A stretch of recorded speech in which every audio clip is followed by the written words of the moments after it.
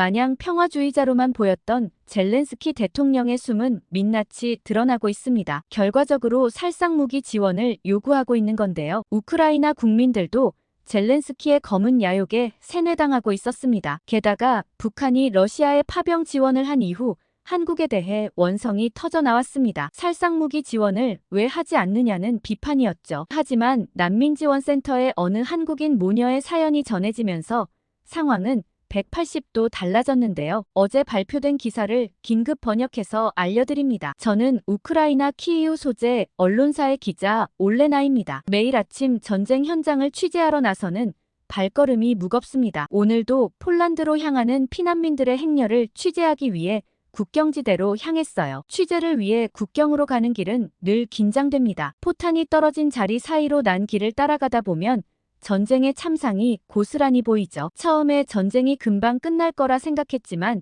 기약 없는 긴 전쟁에 아직도 이런 광경을 보면 마음이 아픕니다. 특히 요즘은 북한이 러시아의 군대를 파병했다는 소식을 듣고 더욱 심란해요. 10,000명이 넘는 규모의 인민군이 러시아로 파병됐다는 사실이 확인됐다고 합니다. 이런 상황에서도 한국은 여전히 살상무기 지원을 하지 않고 있어요. 얼마 전 취재 중에 만난 한 노인은 자신의 손자가 전선에서 싸우고 있다고 했습니다. 무기가 부족해 제대로 된 전투를 하지 못한다는 이야기를 들으며 한국에 대한 실망감이 더욱 커졌어요. 한국은 과거 한국전쟁 때 전 세계의 도움을 받았다고 알고 있습니다. 수많은 국가들이 군대를 파견하고 무기를 지원했죠. 그런 나라가 지금은 우크라이나의 어려움을 외면하고 있다는 생각에 화가 나더라고요. 최근에는 러시아군과 함께 북한군이 우리 영토로 들어온다는 소식이 들려왔어요. 이런 상황에서도 한국이 살상무기 지원을 하지 않는 것은 이해할 수 없었습니다. 우크라이나 군인들은 매일 목숨을 걸고 싸우고 있는데 말이에요. 전쟁 취재를 하면서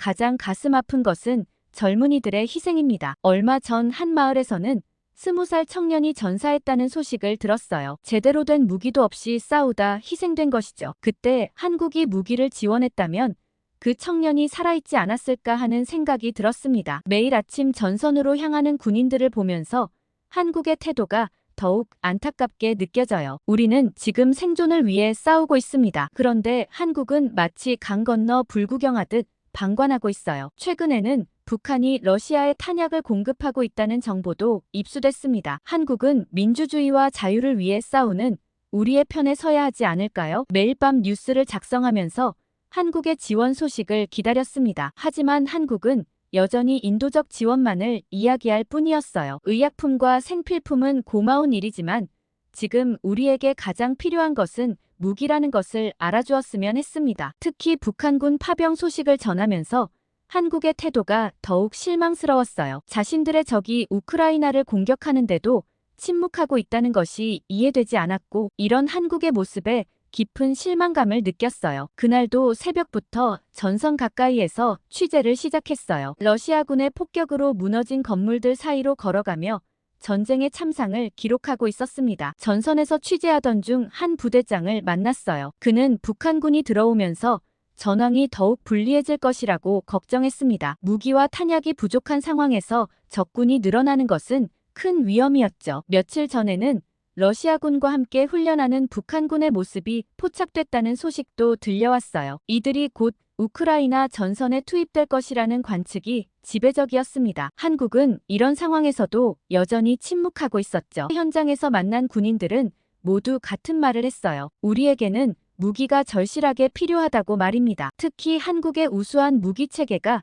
이 전쟁에서 큰 도움이 될 거라고 이야기했죠. 북한군의 참전 소식을 정리하며 한국에 대한 실망감을 기사로 쓰려던 그때였어요. 갑자기 울린 휴대폰 알림음이 제 시선을 끌었습니다. 동료 기자가 공유한 영상이었는데 폴란드의 한 난민 캠프에서 촬영된 것이었어요. 처음에는 그저 수많은 난민 영상 중 하나라고 생각했습니다. 하지만 조회수가 수백만을 넘어가고 있다는 사실이 눈에 띄었죠. 영상을 자세히 보니 한 동양인 여성이 눈에 들어왔어요. 그녀는 지친 표정의 우크라이나 난민들 사이에서 분주히 움직이고 있었습니다. 특히 아이들에게 음식을 나눠주는 모습이 인상적이었죠. 댓글창에는 전 세계 사람들의 감동 어린 반응이 이어졌어요. 특히 한국인들의 댓글이 많았는데 그들은 자부심을 느낀다고 했습니다. 그동안 한국에 대해 가졌던 제 생각이 잠시 흔들리는 순간이었죠. 영상 속 장소는 폴란드 국경 근처로 보였어요. 건물의 모양새와 주변 환경이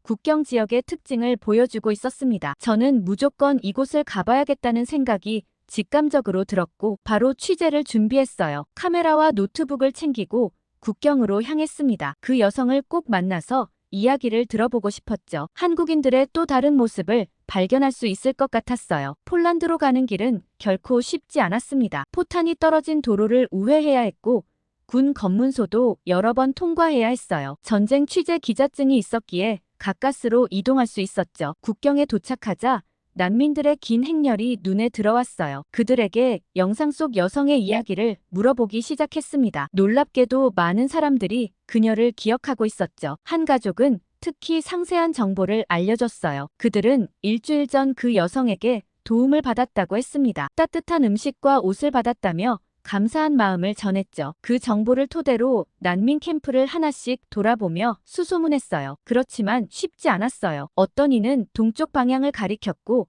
또 어떤 이는 서쪽을 이야기했습니다. 그러나 공통적으로 모두가 그녀의 친절함을 기억하고 있었죠. 해가 저물어갈 무렵 한 노인을 만났어요. 그는 매일 아침 동쪽에서 연기가 피어오르는 것을 본다고 했습니다. 김이 모락모락 나는 따뜻한 음식 냄새가 난다고 했죠. 그 노인의 이야기는 큰 단서가 되었어요. 동쪽으로 향하는 길은 좁았지만 많은 난민들이 그 방향으로 움직이고 있었습니다. 그들은 모두 무언가를 기대하는 표정이었죠. 주변 난민들의 이야기를 종합해보니 그곳이 멀지 않은 곳에 있다는 확신이 들었어요. 많은 이들이 그녀와 그녀가 운영하는 곳에 대해 이야기했습니다. 분명 그곳은 난민들에게 특별한 공간이었죠. 마지막으로 들은 이야기는 더욱 흥미로웠어요. 그곳에서는 한국 음식을 나눠준다고 했습니다. 매운 음식이지만 이상하게 중독성이 있다며 난민들이 즐겨 찾는다고 하더군요. 수소문 끝에 이제 그곳을 찾아낼 수 있을 것 같았어요. 그리고 신기하게도 전쟁 취재 이후 처음으로 설레는 마음이 들었죠. 노인이 알려준 방향으로 걸어가던 중 큰 건물이 눈에 들어왔어요. 겉모습은 평범한 창고 같았지만 많은 사람들이 드나들고 있었습니다. 의료진으로 보이는 사람들의 모습도 보였죠. 가까이 다가가 보니 이곳은 의료지원센터였어요. 입구에는 여러 나라 언어로 안내문이 붙어 있었습니다. 그 중에는 한글로 된 안내문도 있었죠. 낯선 글자였지만 왠지 친근하게 느껴졌어요. 센터 안으로 들어서자 놀라운 광경이 펼쳐졌습니다. 의사와 간호사들이 쉴 새 없이 환자들을 진료하고 있었어요. 더 놀라운 것은 그들 모두가 한국 의료진이라는 사실이었죠. 밤낮 없이 24시간 운영되는 이곳에서는 수십 명의 의료진이 교대로 근무하고 있었어요. 응급실 의사 간호사뿐만 아니라 다양한 전문의들도 있었습니다. 최신 의료 장비도 갖추어져 있었죠. 그때 한 젊은 여성이 다가왔어요. 그녀는 자신을 통역봉사자 한유라라고 소개했습니다. 32살의 그녀는 우크라이나어와 한국어 그리고 영어를 모두 구사할 수 있었죠. 제가 이곳이 뭐 하는 곳이냐고 물어보자 유라 씨는 이곳의 상황을 자세히 설명해 주었어요. 의료진들은 모두 자원에서 왔으며 대부분 한국의 큰 병원에서 휴가를 내고 왔다고 했습니다. 의료 물품도 한국에서 지원받았다고 하더군요. 특히 인상 깊었던 것은 진료 시스템이었어요. 환자들은 증상에 따라 체계적으로 분류되어 진료를 받았습니다. 응급 환자는 즉시 처치가 이루어졌고 중증 환자는 인근 대형 병원으로 이송되었죠. 유라 씨는 환자와 의료진 사이에서 매우 바쁘게 움직였어요. 그녀는 단순히 말을 통역하는 것을 넘어 환자들의 마음까지 어루만져 주었습니다. 특히 아이들에게는 더욱 세심한 배려를 보였죠. 의료센터에는 매일 수백 명의 환자들이 찾아온다고 해요. 전쟁으로 인한 외상부터 만성 질환자까지 다양했습니다. 심지어 출산을 앞둔 임산부들도 이곳을 찾았죠. 통역을 하면서도 유라 씨는 끊임없이 환자들을 살폈어요. 추운 날씨에 떨고 있는 아이에게 담요를 가져다주고 긴 대기 시간에 지친 노인에게는 따뜻한 차를 건네주었습니다. 이곳에서는 매일 작은 기적들이 일어난다고 해요. 위급한 환자가 살아나고 절망에 빠진 사람들이 희망을 되찾았습니다. 한국 의료진들의 헌신적인 노력 덕분이었죠. 유라 씨로부터 이런 이야기를 듣고 있자니 한국에 대한 제 생각이 완전히 바뀌기 시작했어요. 전쟁은 총과 탄환만으로 이겨내는 것이 아니었습니다. 이렇게 묵묵히 도움을 주는 손길도 필요하다는 것을 깨달았죠. 유라 씨의 설명을 들으며 센터 안을 둘러보던 중 특별한 사실을 알게 됐어요. 이곳의 의료진들은 대부분 자비로 왔다고 했습니다. 한국의 큰 병원에서 휴가를 내고 온 의사와 간호사들이었죠. 특히 기억에 남는 것은 김현우 의사의 이야기였어요. 서울의 대형 병원 흉부외과 과장이었던 그는 3개월간의 무급 휴가를 내고 이곳에 왔다고 합니다. 개인 병원을 운영하는 의사들은 병원 문을 닫고 온 경우도 있었죠. 간호사들의 이야기도 감동적이었어요. 대부분 연차 휴가를 모아서 왔다고 했습니다. 어떤 간호사는 결혼식도 미루고 이곳으로 왔다고 하더군요. 그들은 전쟁의 아픔을 치유하는 것이 더 중요하다고 생각했대요. 직접 참여하지 못하는 의사들 중에서는 매달 받는 급여의 절반을 이곳 운영비로 보내고 있는 사람도 있었어요. 다른 의료진들도 자신들의 월급을 모아 의료 물품을 구입했다고 합니다. 그들의 헌신이 이 센터를 유지하는 힘이 되었죠. 그리고 제가 의료진들을 자세히 살펴보고 깜짝 놀랐던 게 따로 있었어요. 한국 의료진들은 힘든 내색 하나 없이 환자들을 돌봤습니다. 피곤해 보이는 얼굴이지만 환자를 대할 때는 항상 밝은 미소를 지었죠. 언어가 통하지 않아도 따뜻한 마음이 전해졌어요. 어느 간호사는 자신의 아이와 비슷한 또래의 환자를 볼 때마다 마음이 아프다고 했어요. 하지만 그럴수록 더 열심히 일했다고 합니다. 아픈 아이들이 건강을 되찾는 모습을 보는 것이 가장 큰 보람이라고 하더군요. 의료진들은 각자의 전문 분야에서 최선을 다했지만 사실 전쟁 중의 상황이라 모든 것이 완벽하지 않아요. 그래서 수술실에서는 매일 새로운 도전이 이어졌어요. 의료진들은 제한된 자원으로 최선의 결과를 만들어냈습니다. 때로는 임기응변으로 수술 도구를 만들어 사용하기도 했죠. 밤샘 수술을 마치고 잠깐 눈을 붙이는 의사의 모습이 보였어요. 좁은 의자에서 쪽잠을 자는 간호사도 있었습니다. 하지만 응급 상황이 발생하면 언제든 달려갈 준비가 되어 있었죠. 이들의 헌신은 돈으로 환산할 수 없는 가치였어요. 자신들의 안락한 삶을 포기하고 이곳을 선택한 그들의 결정이 놀라웠습니다. 전쟁의 상처를 치유하는 데는 이런 따뜻한 마음이 필요했죠. 게다가 봉사활동을 마치고 한국으로 돌아간 의료진들은 또다시 이곳을 그리워했다고 해요. 많은 이들이 2번, 3번 재방문을 했다고 합니다. 그들에게 이곳은 단순한 봉사 현장이 아닌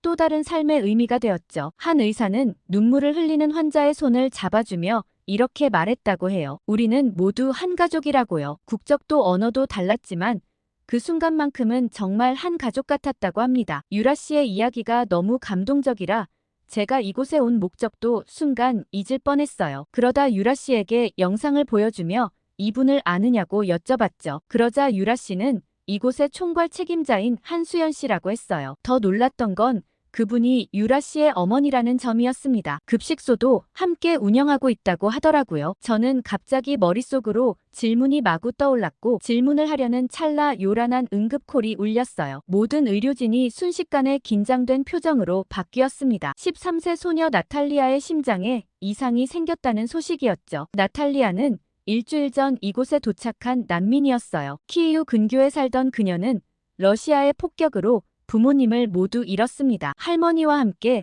겨우 피난길에 올랐다고 하더군요. 폭격이 있던 날 나탈리아는 학교에 있었어요. 평소처럼 친구들과 수업을 듣고 있었는데 갑자기 하늘에서 폭탄이 떨어졌습니다. 그녀의 부모님은 딸을 찾으러 학교로 향하던 중 폭격에 휘말렸다고 해요. 할머니의 말에 따르면 나탈리아는 그날 이후 말수가 줄었다고 합니다. 심장이 좋지 않았던 그녀는 극심한 스트레스로 인해 증상이 더욱 악화되었죠. 피난 과정에서 제때 약을 구하지 못한 것도 문제였어요. 응급실로 실려온 나탈리아의 얼굴은 창백했습니다. 심장 박동이 불규칙했고 호흡도 힘들어 보였어요. 의료진들은 즉시 심전도 검사를 시작했죠. 검사 결과 심장 수술이 시급한 상황이었습니다. 할머니는 눈물을 흘리며 나탈리아의 이야기를 들려줬어요. 그녀는 음악을 좋아하는 아이였다고 합니다. 피아노를 배우던 중이었는데 전쟁으로 모든 것이 멈춰버렸죠. 부모님의 마지막 선물이었던 피아노도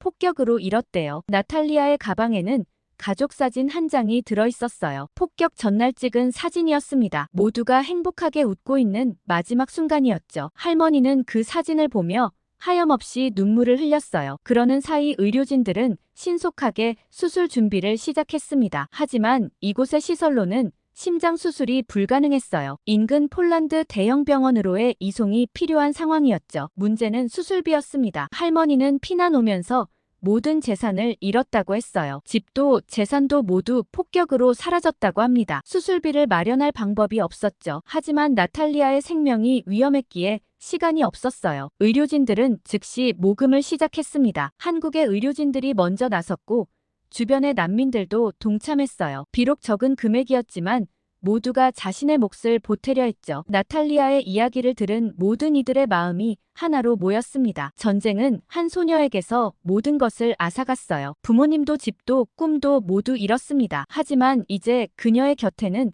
새로운 가족이 생겼죠. 국적도 언어도 다르지만 그녀를 살리기 위해 모두가 하나가 되었습니다. 그러나 의료진과 센터 사람들의 모금액으로는 턱도 없이 부족했어요. 그 사이 점점 나탈리아의 상황이 위급해지자 한수연 씨가 즉시 행동에 나섰어요. 그녀는 폴란드 현지 병원과 연락을 취하기 시작했습니다. 평소 그녀가 쌓아온 인맥이 빛을 발하는 순간이었죠. 크라쿠프의 대학병원에서 긍정적인 답변이 왔어요. 심장 전문의가 나탈리아의 수술을 맡아주겠다고 했습니다. 수술비도 일부 할인해주겠다고 했어요. 그럼에도 불구하고 부족한 금액이 많았어요. 한수연 씨는 망설이지 않고 모금 운동을 시작했습니다. 먼저 SNS에 나탈리아의 사연을 올렸어요. 폴란드 현지 언론에도 연락했죠. 그녀의 절박한 호소는 많은 이들의 마음을 움직였습니다. 첫 반응은 한국 교민사회에서 왔어요. 폴란드에 거주하는 한국인들이 즉시 모금을 시작했습니다. 한인회를 중심으로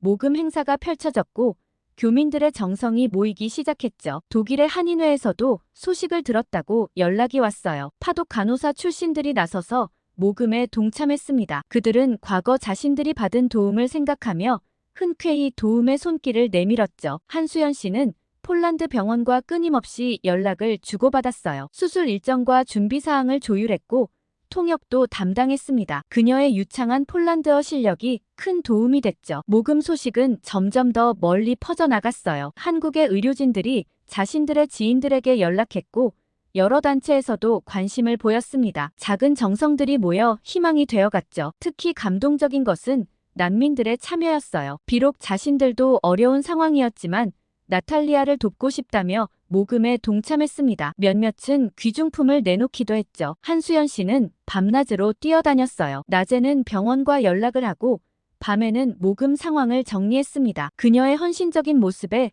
많은 이들이 감동했죠. 모금액이 목표치에 가까워질 때마다 한수연 씨는 눈물을 흘렸어요. 전쟁으로 모든 것을 잃은 한 소녀를 위해 이렇게 많은 사람들이 마음을 모아준다는 사실이 그녀를 감동시켰습니다. 폴란드 병원 측에서도 감동했는지 수술비의 일부를 면제해주겠다고 했어요. 의료진들도 자신들의 수술비를 대폭 낮추겠다고 했습니다. 한수연 씨의 진심이 통한 순간이었죠. 마침내 수술비 전액이 모였다는 소식이 전해졌어요. 한수연 씨는 그 소식을 들은 즉시 나탈리아의 할머니에게 달려갔습니다. 할머니는 그녀를 껴안고 오랫동안 울었죠. 이 모든 과정에서 한수연 씨는 단 한 번도 지친 내색을 하지 않았어요. 그녀에게 나탈리아는 그저 한 명의 환자가 아니라 우리 모두의 희망이었다고 했습니다. 그리고 그 희망을 지키기 위해 끝까지 최선을 다했죠. 나탈리아의 이야기는 전쟁 속에서도 여전히 인류애가 존재한다는 것을 보여줬어요. 국적과 언어를 넘어 한 생명을 살리기 위해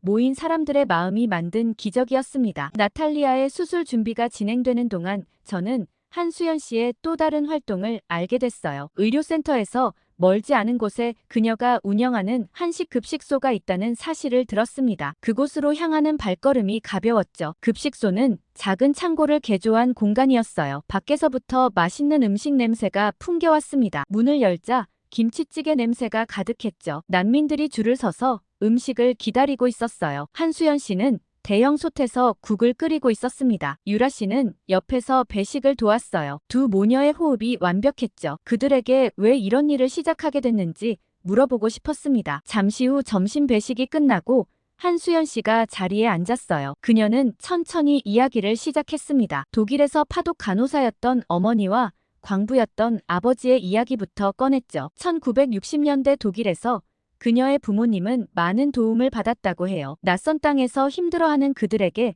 독일 사람들이 따뜻한 손길을 내밀어 주었다고 합니다. 그때 받은 도움을 잊을 수 없었대요. 유라 씨도 이야기에 동참했어요. 어린 시절 독일에서 이방인으로 살며 느꼈던 외로움을 털어놨습니다. 하지만 주변 사람들의 따뜻한 배려 덕분에 그 시간을 견딜 수 있었다고 하더군요. 한수연 씨는 우크라이나 전쟁 소식을 듣자마자 달려온 이유는 과거 부모님이 받은 도움을 이제는 자신이 나눠줘야 할 때라고 생각했대요. 딸 유라도 흔쾌히 동참했다고 합니다. 처음에는 작은 규모로 시작했다고 해요. 김치와 밥을 나눠주는 것부터 시작했습니다. 하지만 점점 소문이 나면서 찾아오는 사람들이 늘어났죠. 지금은 하루 300명 이상의 난민들에게 식사를 제공한다고 합니다. 한식이 낯선 난민들을 위해 특별히 개발한 메뉴도 있었어요. 매운맛을 줄이고 현지인들의 입맛에 맞춘 음식들이었습니다. 특히 어린이들을 위한 메뉴를 따로 준비한다고 하더군요. 유라 씨는 이곳에서 만난 사람들의 이야기를 들려줬어요. 전쟁으로 모든 것을 잃은 사람들이 따뜻한 한 끼 식사에 눈물을 흘리는 모습을 보며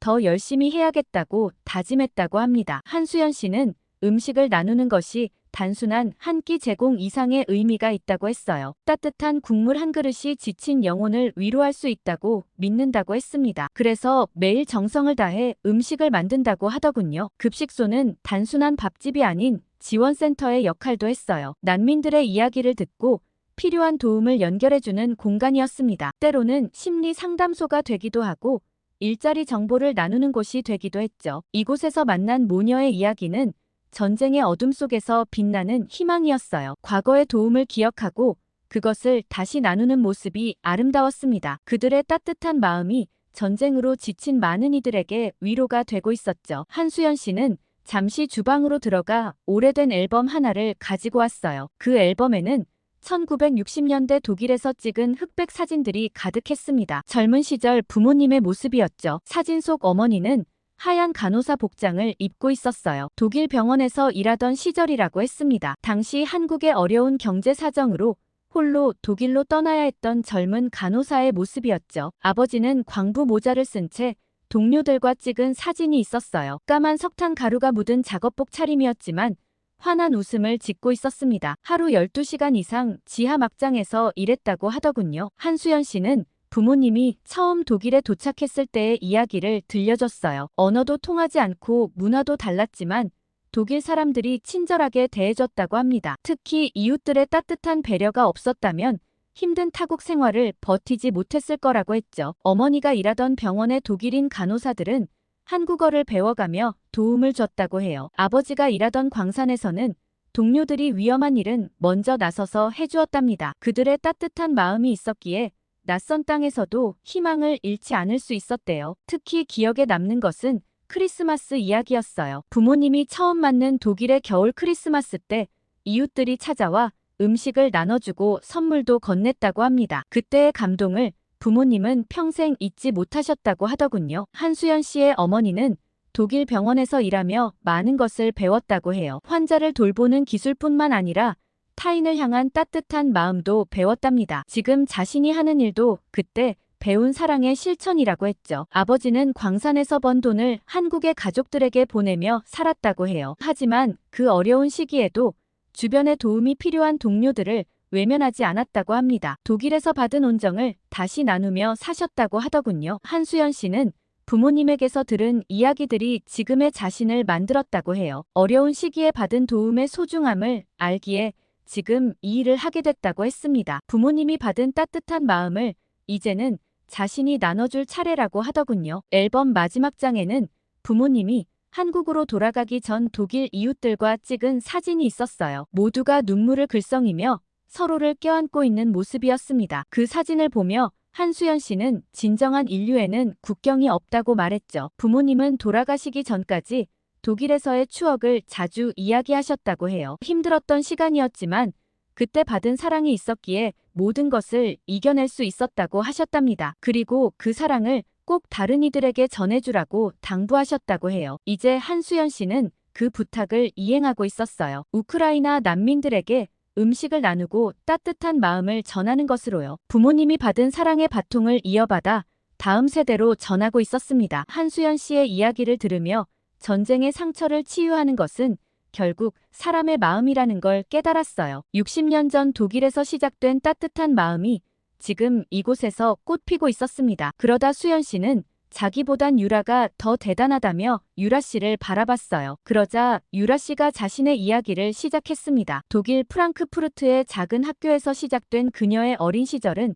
쉽지 않았다고 합니다. 동양인이라는 이유로 친구들의 놀림을 받았죠. 매일 아침 학교에 가는 것이 두려웠다고 해요. 완벽한 독일어를 구사했지만 외모가 다르다는 이유로 따돌림을 당했답니다. 급식 시간에는 혼자 앉아 도시락을 먹어야 했고 체육 시간에는 늘 마지막으로 팀에 선발됐다고 하더군요. 하지만 전환점이 있었다고 해요. 4학년 때 새로 전학 온 터키 친구 때문이었습니다. 그 아이는 독일어를 전혀 하지 못했고 매일 울면서 학교를 다녔죠. 유라 씨는 자신의 모습을 그 아이에게서 보았다고 합니다. 유라 씨는 그 터키 친구를 돕기 시작했어요. 통역도 해주고 숙제도 도와주었습니다. 점차 다른 나라에서 온 아이들도 그녀를 찾아왔죠. 그렇게 그녀는 학교에서 다문화가교 역할을 하게 됐다고 해요. 처음엔 자신의 정체성에 대한 고민도 많았다고 합니다. 한국인도 독일인도 아닌 것 같은 느낌에 힘들어했죠. 하지만 시간이 지나면서 그것이 오히려 자신만의 강점이 될 수 있다는 것을 깨달았다고 해요. 그걸 깨달은 후 대학에서는 국제관계학을 전공했답니다. 다양한 문화와 언어를 배우며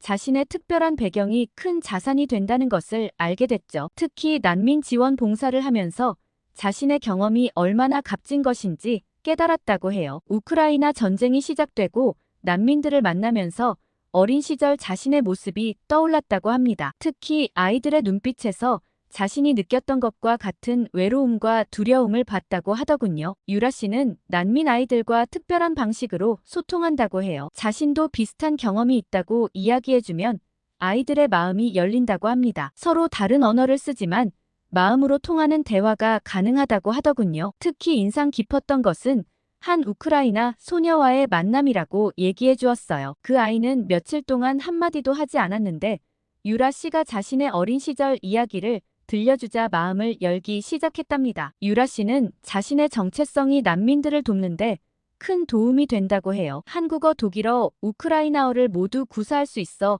소통이 원활하고 각 문화의 특성도 잘 이해한다고 합니다. 이제는 자신이 한국계 독일인이라는 사실이 자랑스럽다고 해요. 두 문화를 모두 이해하고 그것을 바탕으로 다른 이들을 도울 수 있다는 것이 큰 축복이라고 생각한다고 합니다. 전쟁으로 고향을 잃은 아이들에게 유라 씨는 희망이 되어주고 있어요. 자신처럼 그들도 언젠가는 자신만의 특별한 강점을 발견하게 될 거라고 믿는다고 합니다. 그때까지 함께 하고 싶다고 하더군요. 유라 씨의 이야기는 상처가 오히려 다른 이들을 치유하는 힘이 될 수 있다는 것을 보여줬어요. 그녀의 어린 시절 아픔은 이제 전쟁 난민들에게 위로가 되는 소중한 선물이 되었습니다. 취재를 마치고 키이우로 돌아와 기사를 썼어요. 한수연 씨와 유라 씨의 이야기를 담은 기사는 다음 날 아침 신문의 일면을 장식했습니다. 전쟁 속에 피어난 따뜻한 마음이라는 제목의 기사였죠. 기사는 예상보다 큰 반향을 일으켰어요. 수많은 독자들이 감동적인 이야기라며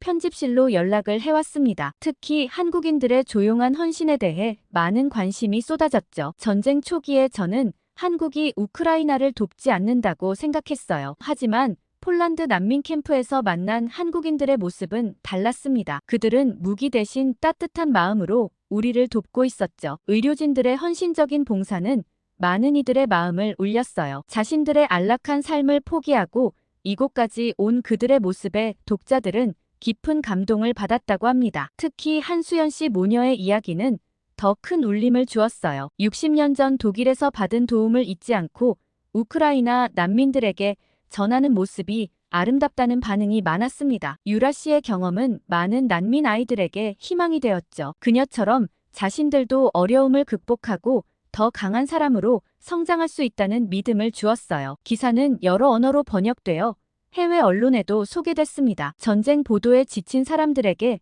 새로운 희망을 전하는 이야기가 되었다고 해요. 국경을 넘어선 인류애의 가치를 보여주는 사례로 주목받았죠. 특히 인상적이었던 것은 각국의 젊은이들의 반응이었어요. SNS에서 이 이야기가 퍼지면서 여러 나라의 청년들이 봉사활동에 참여하고 싶다는 의사를 밝혔다고 합니다. 한수연 씨의 급식소는 이제 더 많은 후원과 지원을 받게 됐어요. 전 세계의 여러 단체들이 물품과 기금을 보내왔고 새로운 자원봉사자들도 합류했습니다. 작은 시작이 큰 움직임이 된 거죠. 나탈리아의 수술도 성공적으로 끝났다는 소식이 전해졌어요. 그녀의 회복 과정을 지켜보며 많은 이들이 희망을 느꼈다고 합니다. 한국 의료진들의 헌신이 만든 또 하나의 기적이었죠. 이제는 매일 아침 전쟁 소식을 전하면서도 희망을 잃지 않게 되었어요. 한수연 씨와 유라 씨 같은 분들이 계시기에 우리는 이 어려움을 이겨낼 수 있을 거라 믿게 됐습니다. 전쟁은 총과 포탄만이 아닌 마음으로도 이겨낼 수 있다는 걸 알게 됐어요. 한국이 보여준 조용하지만 진심 어린 지원이 우리에게 큰 힘이 되고 있었습니다. 그들의 따뜻한 마음이 전쟁의 아픔을 조금씩 치유하고 있었죠. 이제 저는 매일 아침 새로운 희망의 이야기를 찾아 나섭니다. 전쟁의 고통 속에서도 피어나는 인류의 이야기를 전하는 것이 저의 새로운 사명이 되었어요. 한국 모녀의 따뜻한 사연 어떻게 들으셨나요? 좋아요와 구독 많이 눌러주시고 더 좋은 사연으로 돌아오겠습니다. 감동 필름이었습니다.